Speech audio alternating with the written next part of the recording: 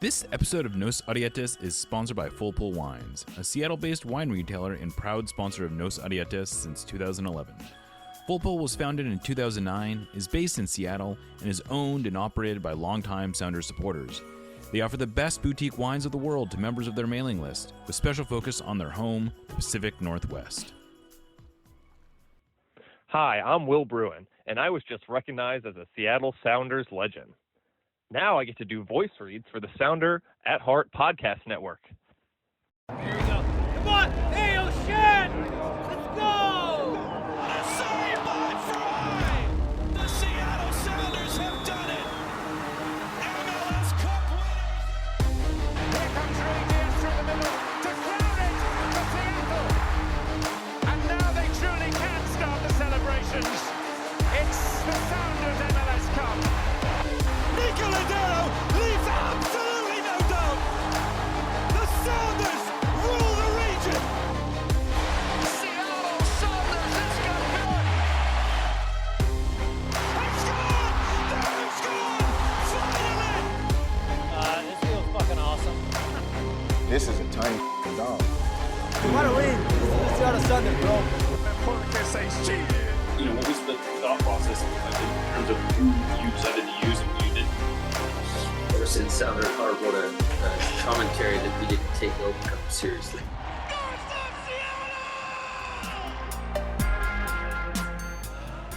Welcome to another episode of Nos Arietes, sponsored by Full Pull Wines and our subscribers. We're recording on Thursday, October 3rd, 2024. I'm your host, Jeremiah O'Shan. We're trying something a bit different today. I'm going to be doing the first segment solo, and then we'll be joined by Matt Pollard of Burgundy Wave to help preview the Rapids game on Saturday. Well, the Sounders are once again on a bit of a roll, and that tie with the Earthquakes is looking a bit more like a blip than a warning sign. Fresh off beating the Houston Dynamo 1-0 at home, the Sounders turned around and handled the Whitecaps 3-0 on the road. They got goals from Georgi Manungu, Albert Rusnak, and Paul Rothrock, with Jordan Morris picking up a couple of assists. It was a pretty impressive performance, even accounting for the Whitecaps' various absences. Although Rusnak and Morris were probably the most influential players, it's hard to ignore the contributions of Rothrock and Manungu, who were both outstanding. Manungu got things started when he put himself in perfect position to score off a knockdown header from Morris from a Rusnak corner, kneeing the ball in for his first MLS goal. The Sounders continued to find opportunities over and around the Whitecaps press, and probably should have had another goal just before halftime when Rothrock slid a ball across the goal that Morris just barely missed. Defensively, the Sounders gave up some decent looks, but Stephen Fry made one huge save, and the Whitecaps weren't able to do much with their other chances. The Sounders looked strong in the second half as well, but nearly conceded the equalizer when Fry got a bit fooled by a ball in the box and was nearly caught, but Nuhu recovered and cleared a shot off the line. About 8 minutes later, Rothrock drew a penalty that Rusnak converted to essentially seal the game. It was a pretty massive change in momentum right there, and then the Sounders rode that to an insurance goal. This time, it was Morris flicking a header into space, Rusnak collecting it, and then feeding it to Rothrock, who sort of slid it in at a tight angle for a really nice counterattacking goal. The win gives the Sounders a 5-1-1 record since returning from League's Cup. They are a league best 11-2-2 since June 15th, and they are 14-4-5 since that 1-5-3 start. No one in the MLS has more points in that time. No one has more wins in that time, and only the Columbus Crew have a better goal difference than the Sounders, plus 16 in those games. That is 2/3 of the season that we're talking about now. And they've climbed into third place in the Western Conference, and they control their own destiny when it comes to home field advantage in the first round of playoffs. They can also reclaim the Cascadia Cup by beating the Portland Timbers in the season finale. Of course, this now gives them consecutive wins over teams who had previously been considered to be among that second tier of Western Conference contenders, with another opportunity to score a statement win on Saturday. I don't know that I'm quite ready to embrace the idea that the Sounders are truly capable of an MLS Cup run at this point, but we now have rather irrefutable body of evidence that they are at least among the best teams below that top tier of teams like Inter Miami, the Columbus Crew, LAFC, and the LA Galaxy. I'll also note that the Sounders have wins over 2 of the 3 teams of that group that they've actually played. So it's not like they aren't beating decent teams. They're doing this with a defense that, by any reasonable metric, has to be considered among the elite in MLS, having allowed fewer goals per game than anyone else and posting the most shutouts. Offensively, I still think there are some reasonable doubts, but Albert Rusnak is now on 24 contributions in MLS play alone. Morris is on 18, and they may have even found a reliable third option in Rothrock, who has 8 goals and 4 assists across all competitions. Their biggest problem might actually be trying to balance playing time, as João Paulo is getting ready to return from injury and Manungu is emerging as a legit option. My suspicion is that Christian Roldan will continue to start in midfield and Pedro de la Vega will continue to get chances as the nominal right winger, but I'm not sure that any of that is set in stone. Brian Schmetzer recently talked about how one of the things he's really excited about and he's sort of embracing is this idea of internal competition, and he doesn't want anyone to sort of feel like they have their spot set in stone on this team. That seems to be serving this team really well. They are playing with an energy and an excitement that really we haven't seen from them in quite some time. They are fun to watch, which is obviously a lot of fun to write about and talk about. And they are, this has been a weird season because it has been filled with so much frustration and, frankly, anger in various capacities. But I think this is also a good time to maybe take a step back and realize that for 6 months almost now, this team has actually been pretty good. And I don't know if they are, like I said, I don't know if they're quite ready to go toe to toe with Inter Miami, but they're at least giving us reason to think that it's possible. Brian Schmetzer is maybe doing the best job of his career. I don't think that he's going to get any love at all for Coach of the Year. I also don't think that Stefan Fry is going to get much love for Goalkeeper of the Year. I'm not sure that Yaimar Gomez Andrade is going to get much hype for Defender of the Year. I'm sure Albert Rusnak and Jordan Morris will not earn mentions for MVP.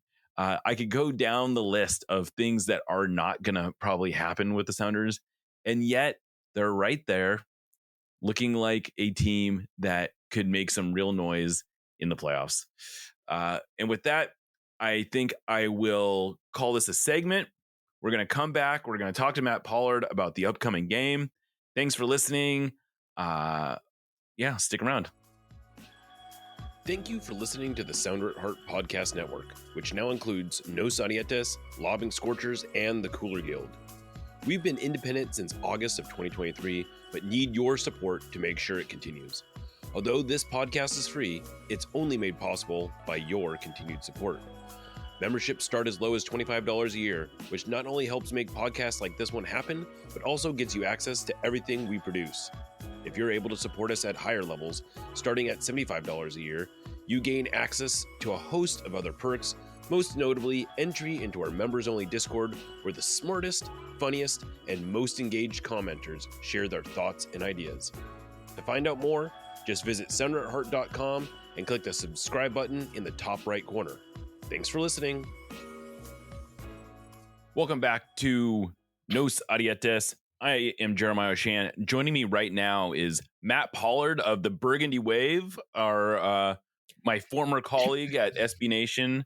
They're covering the Colorado Rapids. Welcome to the show, Matt. Jeremiah, thank you so much for having me. Nice to see you again, because I know it's been a while. I don't know that we've had a conversation since everything that went down at our former outlets. I don't think so. Whatever. Yes. Yeah. So it is nice to hear your voice. It is nice to see your face. It is nice to be discussing soccer with you. Absolutely. Well, while we're there, how are things at Burgundy Wave? You guys have gone independent. Tell us a little bit about your how things are going. It's been fun to have full editorial control and kind of that and the ideas that I had around what that would look like from a website design standpoint and a type of coverage, not to be beholden to maybe a larger outlet or like how it was for me at Last Word on Sports when I was covering the Rapids for them.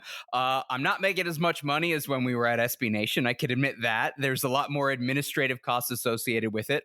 This is not my day job. I'm an engineer. We were talking about that before, Jeremiah. I think there's a lot of people in this space who are who do this as a hobby, who do it as a side hustle or as a passion project. And that was always the intent for me when I got into this as someone who has a master's degree in chemical engineering. I don't know that sports journalism was going to be a viable, more financially lucrative alternative, but it's still fun, even when there are frustrating games. I enjoy the process. I enjoy the people that I interact with at the club. I enjoy the wonderful group of misfits that is Rapids Twitter, absolutely. And regardless of the results recently for the Rapids and what could be coming and on Saturday when the Sounders show up, this is still something I still enjoy it. I still have fun going out to soccer and thinking about soccer and using the left side of my brain as well. So that's fun. We are mostly on Patreon right now. We are doing a little bit of embedded ads on Google. So we broke even in 2023, which was kind of just the base goal. And I think we'll have enough money to where at the end of the season, regardless of when that is or how good or poorly it ends, I'll be able to take out all of our staff for some beers for Premier League or something else as well. So in that regard, we are succeeding as much as the Rapids have already succeeded by qualifying for the playoffs, making a cup run, and most importantly, beating RSL in the Rocky Mountain Cup. Yeah, it's been pretty impressive from a distance to see what the Rapids have done.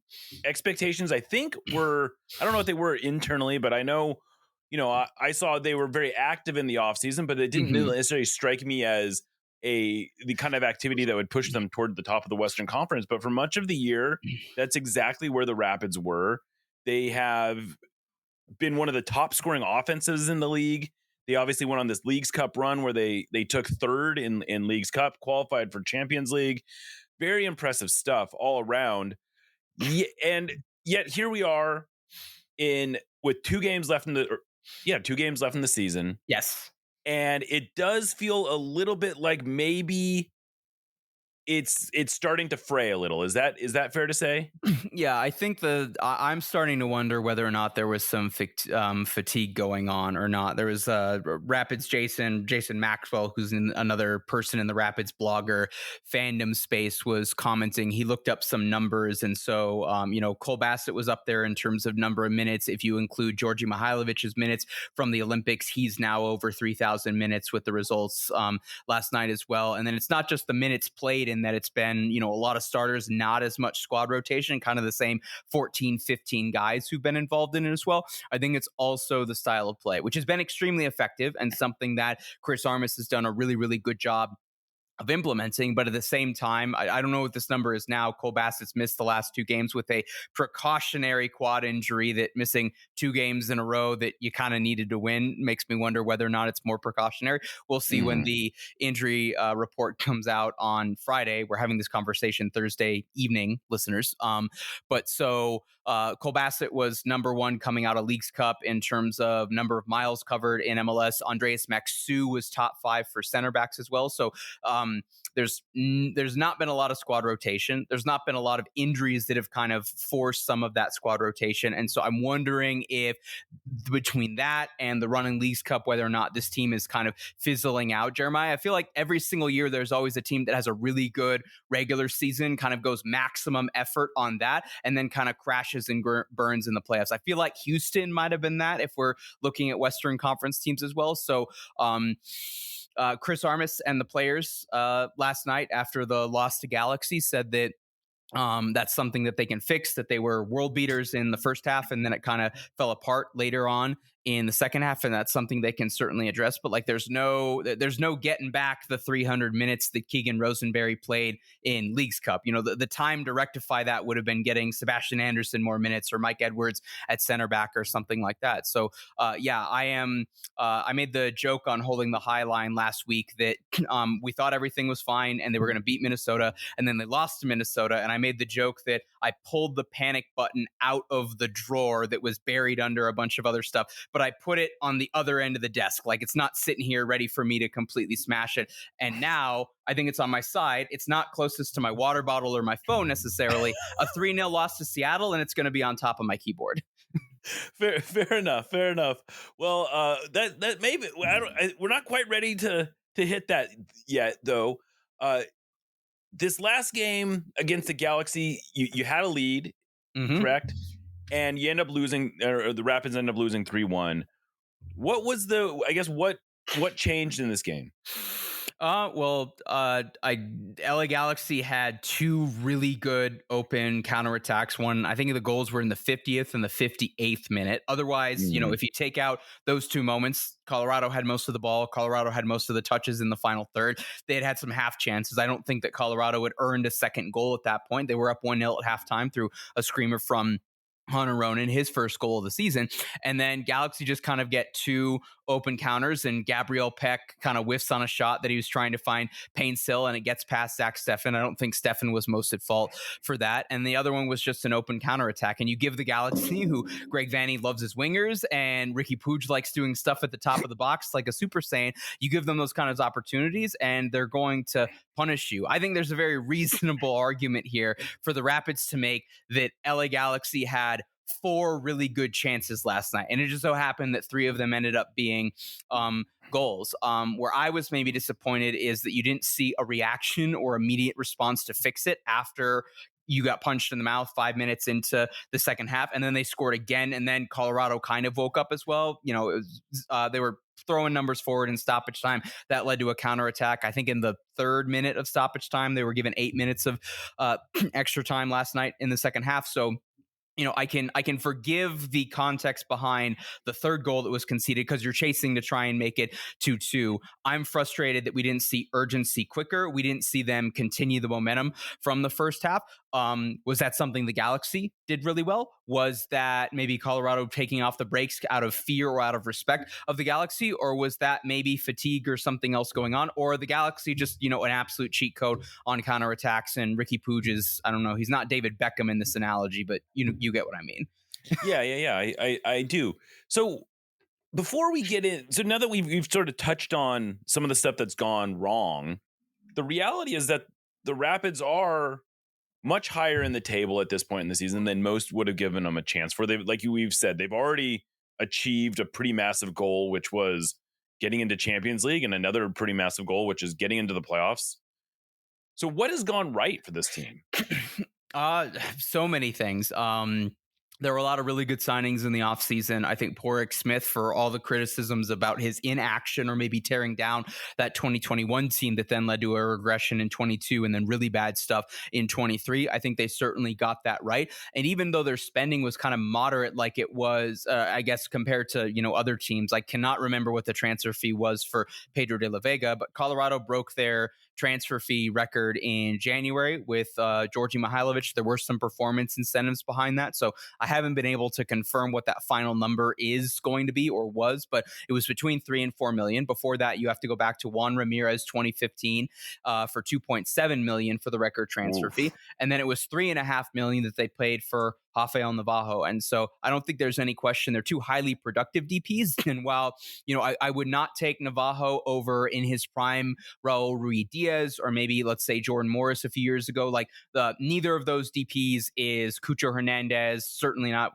Messi's in its own category. But by Rapid standards, I don't think there's any question that they're probably the 2 best DPs that the Rapids have ever had. And they're also ones where I don't know if you were to go in the open market this coming January and say we're going to spend between 3 and 4 million at those positions, that you're getting much better. Navajo's on 14 goals, is on 14 goals right now. I think he'll get to, I think he could get to 15.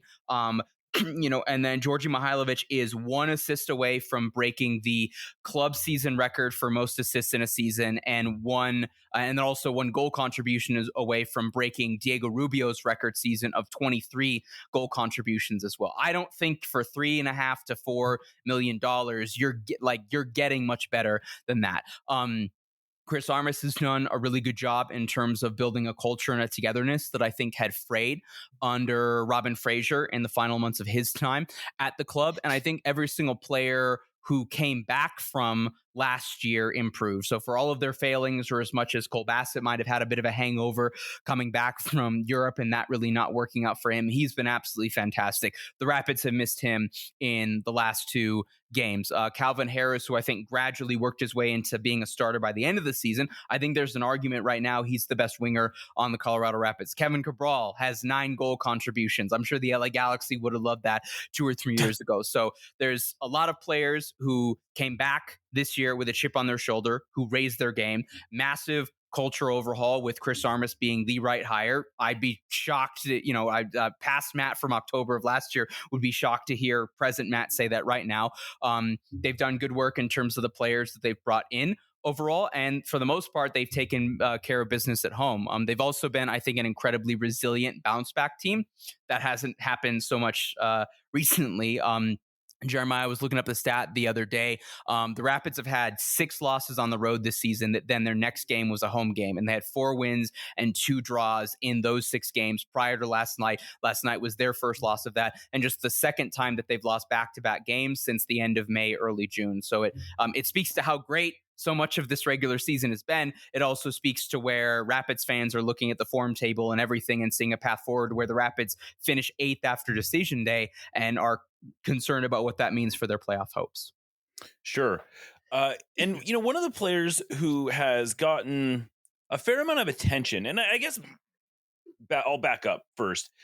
This team is almost a exact mirror image, meaning opposite of the last time the Rapids were near the top of the West, which was in 2020. Well, yeah, what was that? That was 2021. Yep. Where that was really a defense first team, right? That was a team that really did it, that kind of grinded out wins. This is a team that's giving up a ton of goals, but scoring a ton of goals as well. How would you describe the way they play? I mean, is it as wide open as the numbers make it look?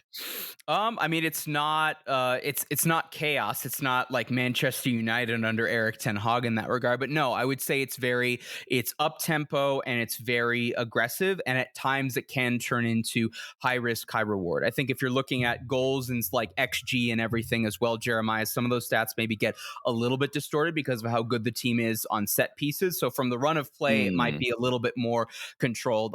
They've won a number of penalties. They've scored a lot of penalties. Navajo, I think, has 3 or 4. Cole Bassett took that penalty to win the Rocky Mountain Cup in the final game before the break for Leagues Cup, and Georgi Mihailovic has been the PK taker right now. But no, they're definitely, Chris Armas said it in his opening statement, in his opening press conference 10 months ago, they are going to be an attacking team. This is a team that wants to be on the front foot. I would say that they finally... I think going into Leagues Cup, they finally found the balance in terms of when do we press and understanding those pressing triggers, or at least just the general, the macro.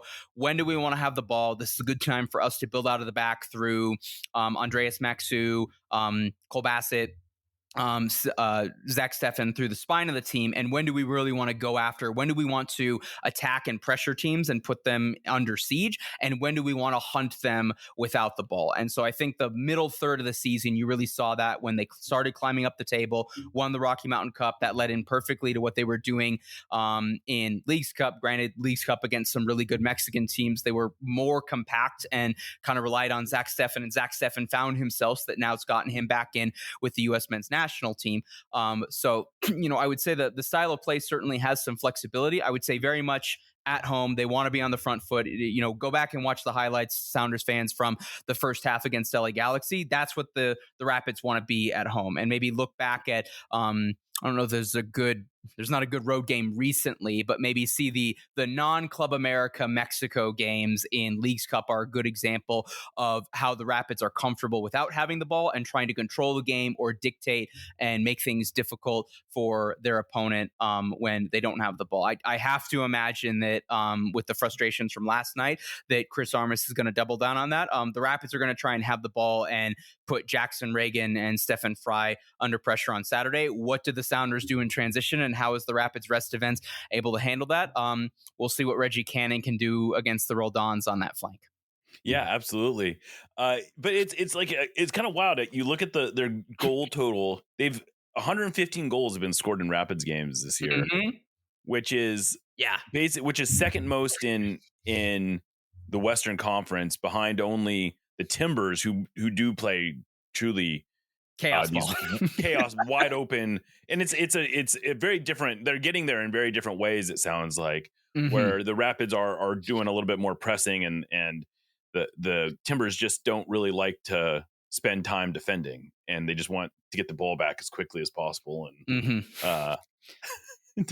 and attack. But yeah, the more goals in Rapids games than Earthquakes games, and this is in the Earthquakes are a team that are on pace to give up the most goals in MLS history. But anyway, it's been fascinating to see this transformation from a distance. And one of the things that I'm fascinated by just is Zach Steffen is getting you alluded to this. He just got called into the U.S. national team, and I'm digging into the data on him. Yes, and it's shockingly bad. Like I think you probably, I would imagine this is not news to you. No, by post shot XG, he is the 60th worst 6-0 worst goalkeeper in all of MLS. That's cumulative, but if you go even by per 90 minutes, it's still, very low. And yet he is generally regarded as having this real bounce back season. You alluded to it as well, that you've been really happy with his play. What are we missing? If we're only looking at the data, and admittedly, I have not watched a lot of Rapids games, what are we missing here? Yes, to quote a fun extra time bit, are you watching the games or are you just looking at the stats, Jeremiah? Yeah, I'm definitely just looking at the stats, I'll be honest. Yes, so I would say that the numbers relative for I looked at this a couple of weeks ago, so I'm not sure if maybe this has changed slightly with Minnesota and then the Galaxy game recently, both of which the Rapids conceded more goals than what their XG was at, if we're trusting both MLSsoccer.com. And I'm a FOT mob truther. I think their algorithm's better. That's just me. In any case, if you look at it, Steffen's mostly been like balanced. So it's not like it started off absolutely horrible and it got to like being average, or it went kind of the other way. It's kind of just been consistently like a standard deviation below the mean throughout the season. There were shots that he was giving up that were really soft in like the first 10 games of the season. I will say that I don't know. I haven't looked at the stat, Jeremiah, to see whether or not we're accounting for Leagues Cup, obviously, where he outperformed for sure the numbers I was looking at were just MLS. FBref, yeah. so I think not it was using Leagues Cup. Yeah, it was like 2.3 XG that Club America had when he pitched a clean sheet against them, and then he had that save in. I think he made 2 saves against Club America in that shootout, and then it was the goalie versus goalie in the final round, and Club America's goalkeeper missed that. So we're missing some of that context, or maybe the metrics as well, which obviously the Rapids are tracking. They love their advanced analytics over there at Dick's Sporting Goods Park. And so if we look at that in all comps, I think those numbers look better. And I think if you look at that, the trend as well is also better. The Rapids were conceding more goals post shot XG in the first 10 games of the season. A lot of that was Steffen finding his footing, making some poor saves, some defensive changes as well. You had Moise Bombito entering into the starting lineup when Andreas Maxu had kind of had a carousel of different center backs as his partner as well. Bit of a language issue there as well that had since been resolved. And then in kind of that middle third, he got better, the team got better, but still they're a team that's comfortable winning games 3-2, even if they're at home. And then kind of Leagues Cup was better analytics and numbers wise, that's not necessarily being captured in stuff that Opta has or that Matt Doyle's posting in his articles for completely understandable reasons as well. I think if you also look at it, this is true for Stefan, and I think this is generally true for the Rapids as well, where when it goes south, it goes really, really south. Look at both. Sounders fans, don't do this. Go look at the highlights from the 2 games that the Rapids have played at Portland this year. Opening game of the season, 4-1. Yeah. Garbage goal at the end, Sam Vine's own goal to end the first half as well, and then also 4-0 in Leagues Cup as well. Like when the Rapids are bad, when they have not been very, very good, when they give up a second goal, they kind of just crash and burn, and that leads to a lot of high-quality opening opportunities. I will say even in those games where they get schlacked with a bunch of goals, if you look at it, there's a lot of open looks where you say that should probably be a goal, and Zach Steffen is making those saves. Go back and look at the replays of the first up until the first goal that Minnesota scored in the 3-0 last Saturday, and I think it was a 15th minute goal, kind of a fluke thing off of the striker's head that he wasn't expecting the shot to come in at that angle. Nothing Steffen could have done. That wasn't his fault. And every single highlight that MLS and that Apple put out in the 7-minute highlight before that was Minnesota getting an open look and Zach Steffen bailing out his defense. So the numbers never lie. Steffen's defense hasn't been particularly good. He's been better. I think it warrants him getting that opportunity. Galaxy, like, go back and look at any of the 3 goals that the Galaxy scored last night. You are not pointing the finger at Zach Steffen this morning. Sure. Yeah, I mean, I think, and I will admit here, post-shot XG is not a perfect metric. There are no perfect metrics that capture goalkeeper play.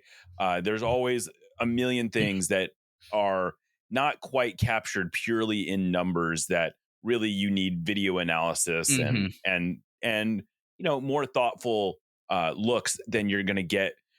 I tend to think there's a lot of truth in a lot of the data. But at the same time, if it's not one thing, it's another, right? And the other thing that you sort of alluded to is that this defense tends to be, when things go bad, they go really bad. And as much of a breakout player as Bombito was this year, he is no longer there. And it does feel like their defensive decline has sped up since his departure. Is that a fair thing to say? No, I would say so. I think Lalas Abubakar, I mean, we know what he is. Rapids fans love him. He's a really hard individual to hate. He's super popular with the fans, but it's like I wish he was slightly better than he was. Like, he's a slightly above average replacement center back right now. I do not think he would, if he was magically transferred to the Sounders, I don't think he's starting over Yamar or Jackson Reagan, who I think's been fantastic this year, by the way. So Lalas is really good at the physicality. He is really good on set pieces, both attacking wise and defensively. Sounders fans maybe will notice he's cleaned up his hair. It's less of like a tree that's kind of outgrowing, and he's got more of like a palm tree, like ponytail growing out at the back. So there's more consistently in the frontal lobe for heading the ball that maybe is a factor there. But there's no question.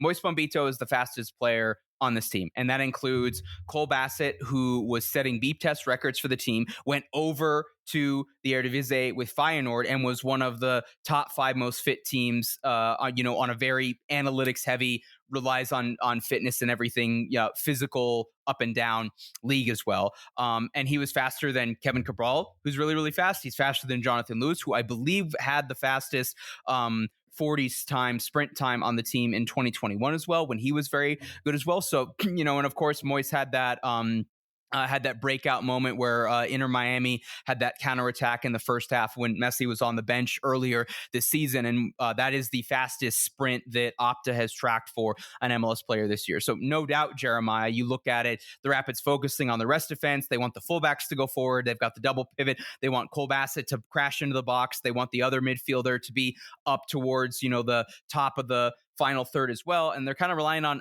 the center backs and usually one of the fullbacks or one of the other midfielders to kind of be there. And you can get away with that, or you have the ability to recover that when you have a freak athlete who's the fastest center back that MLS has ever seen and one of the fastest players in the league. I don't think there's any doubt if you take out Lawal Sububakar and put Moise Bombito in there, he catches up to one of those 3 counterattacks for the Galaxy.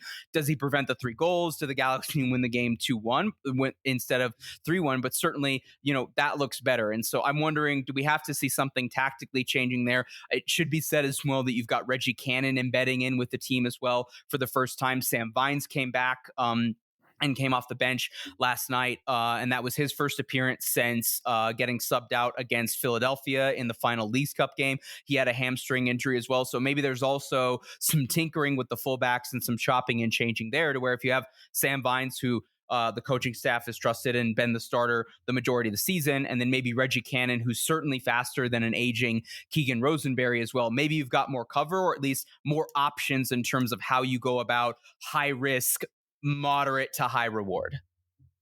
And so on the other side of the ball, this has been as we said, it's been a good offensive team.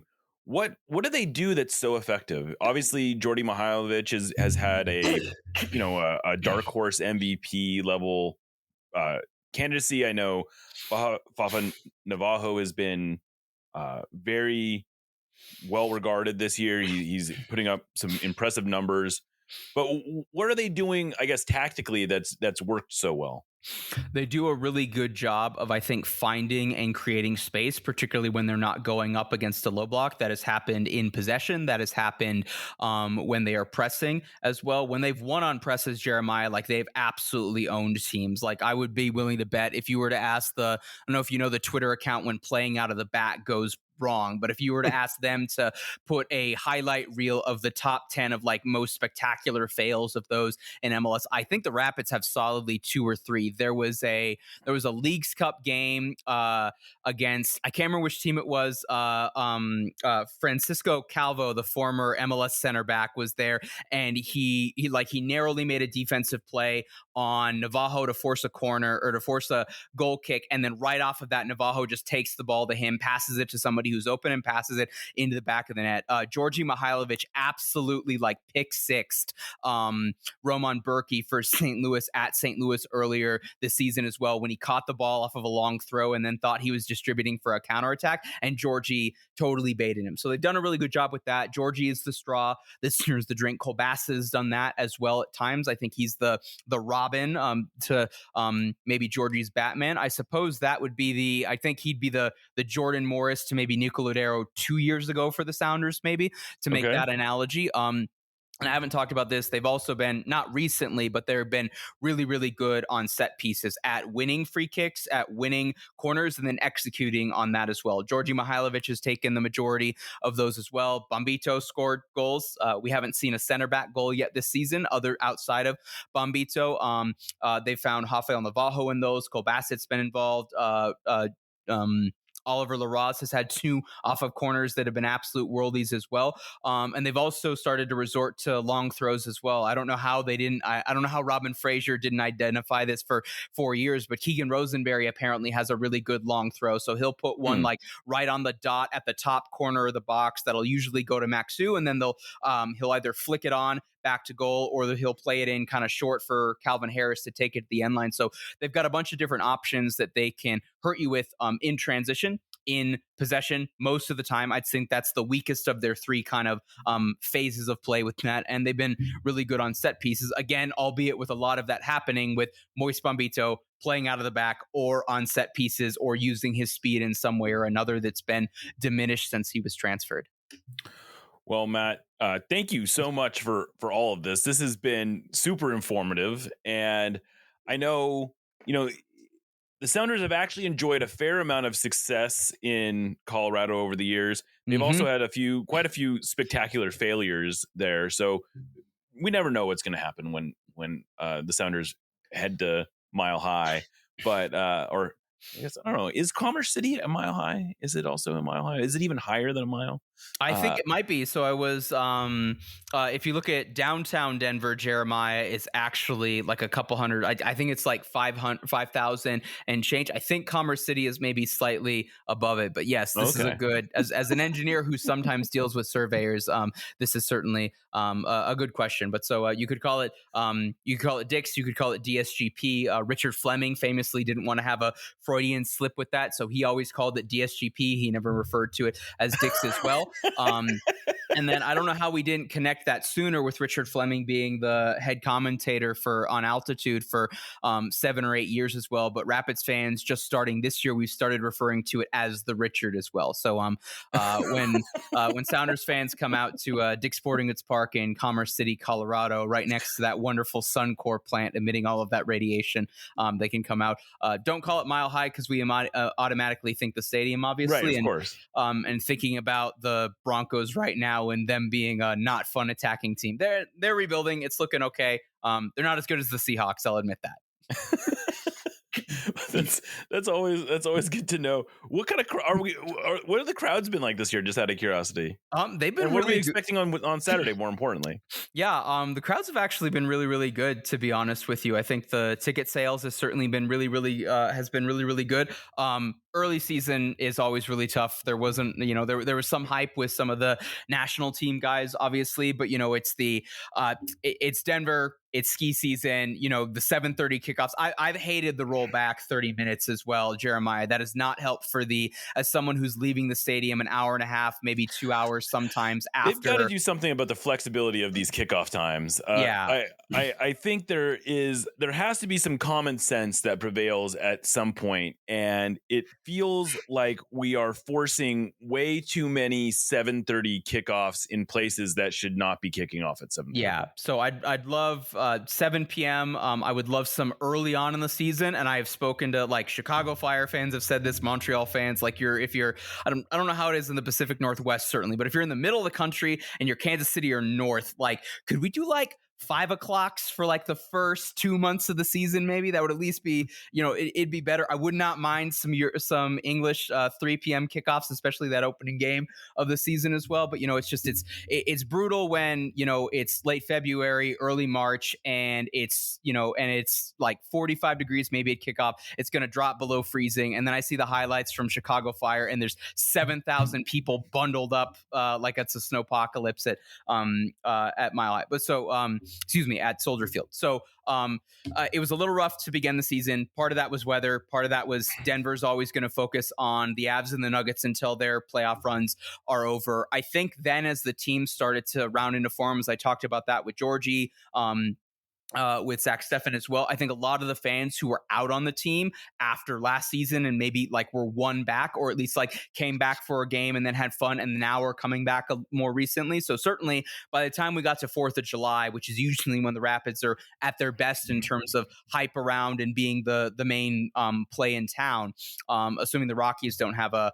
home 4th of July game. I think everybody was already back on board at that point. Anybody who wasn't was 2 home games later when they won Rocky Mountain Cup. Leagues Cup was a little bit tough because, you didn't know was it going to be a home game, an away game. You're looking this on 3 days notice when you have a game on Friday and then another one on Tuesday. You're not really surprised when there's only 11,000 people there, and 3,000 or 4,000 of that are the Mexico fans. But, it was 15,000 last night for Bark at the Park as well, and certainly the final regular season home game as well. I would expect 16 plus, but no, they've had a couple sellouts, and they've had that even when it hasn't been a drone show or fireworks or anything. And the support's been, I think, really, really good. The supporters group has been filled back in with C38 taking over 2 sections now of section 117. So I think the vibes got, it took a while to get there, but the vibes are certainly back from the fan base. And I think certainly the club's trying to engage the community and has done a better job of that, even normalizing for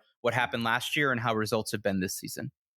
Well, that's good to hear. And it's also good to hear that Burgundy wave continues to truck along, and we need more independent media covering MLS teams. Yes. I am a big believer that the only way that MLS is going to reach its potential is if there are outlets covering this league that are not literally being paid by the league. And here we are as proof that it's possible. And so thank you, Matt, for doing your part.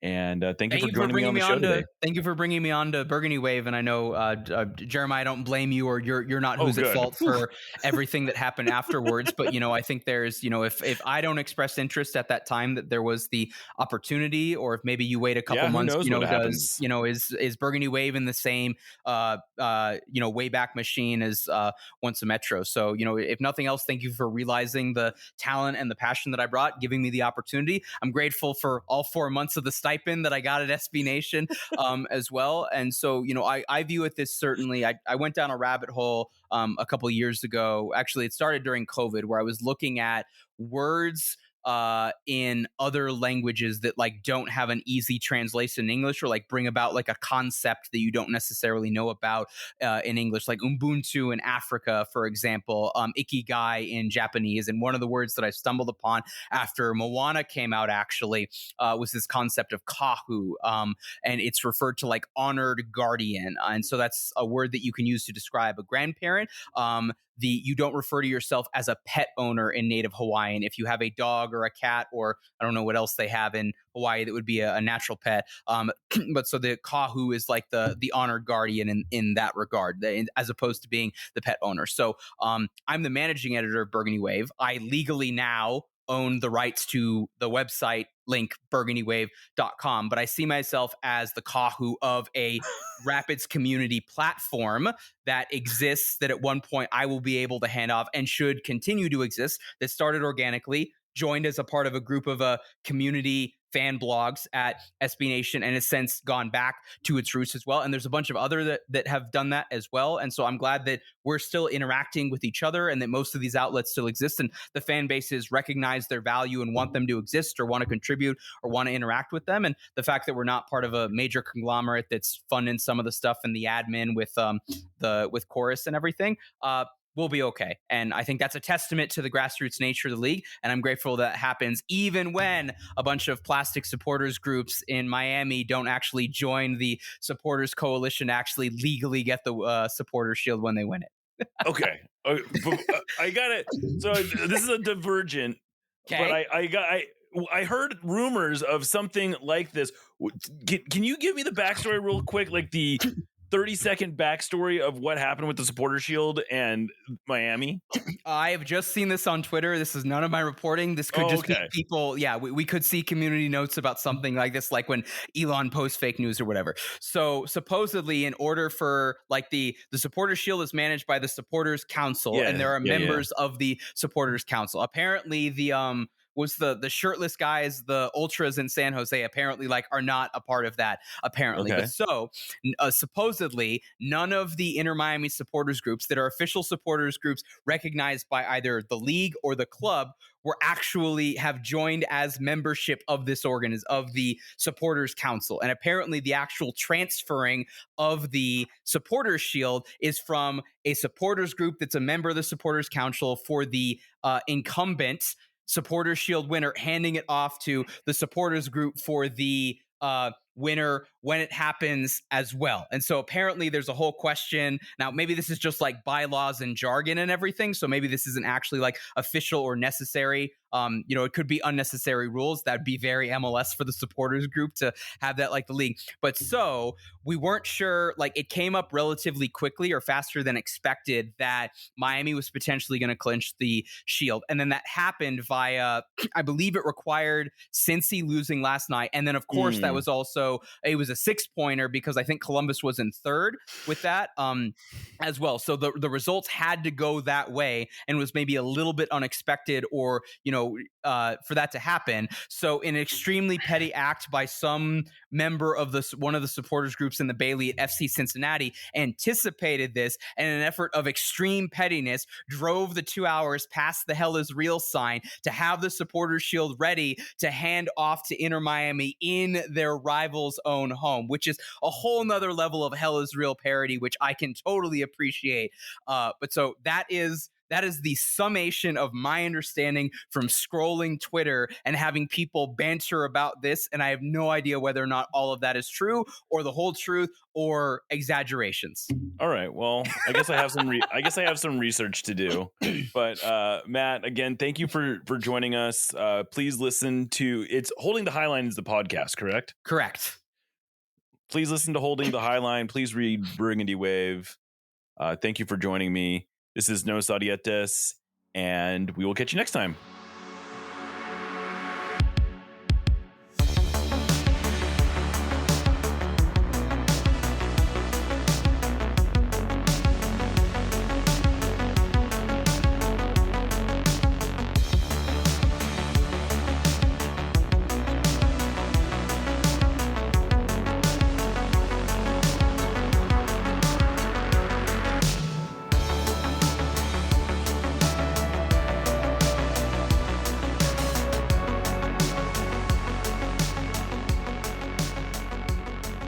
We love you. Let's win another one!